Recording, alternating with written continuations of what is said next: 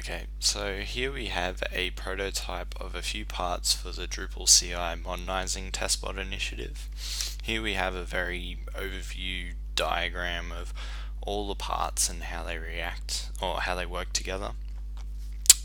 They're all sort of color coded per project, so but the portion that I want to demonstrate right now is the a very basic API prototype that we're just going to send a curl request to that, which then this is then going to forward on to the Jenkins master. So not too much logic really, it's just like a curl then another curl, but the idea is this API is going to be extended and we're going to do a whole bunch more with it, as you can see in this diagram.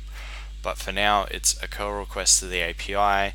Guzzle's going to fire off to the Jenkins master, which is going to run a test build. Currently I've been working on using a sort of Travis CI replacement approach, so you'll see that as the runner, and what I'm sending to be built for the repository is the URL to my Drupal 8.0.x branch or repo. We're going to send the branch and we're going to send a patch with this Travis file in there, so then we can build it. A quick look at the application itself. It's very basic, and this is a bit of a little quick hack to get it going, but because as you can see, tokens and things like that are committed, hard-coded URLs, but all that can be abstracted out and cleaned up and very nicely once we really sprint on this thing. But right now, very prototypey.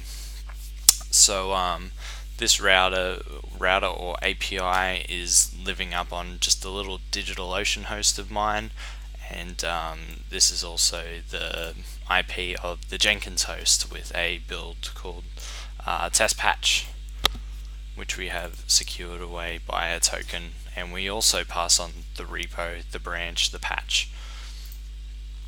The other thing, this also provides a lot of stats, could provide a lot of stats like extendability. We could do things like counting how many times the API is accessed through the day and things like that. I think we can do some really cool stuff having this in front of all our infrastructure. So now I will demonstrate how this all works. So I'm doing a curl request to that host. I've got a little test callback. We pass the repository, which is the one that I've been working out of. The branch is just vanilla 8.0.x Drupal.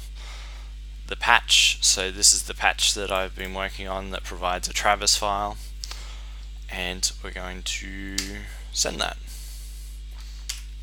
which we've gotten a response saying we have sent your build to the dispatcher, which is Jenkins. So this has now gone from my laptop to the API to Jenkins, and we can actually go to Jenkins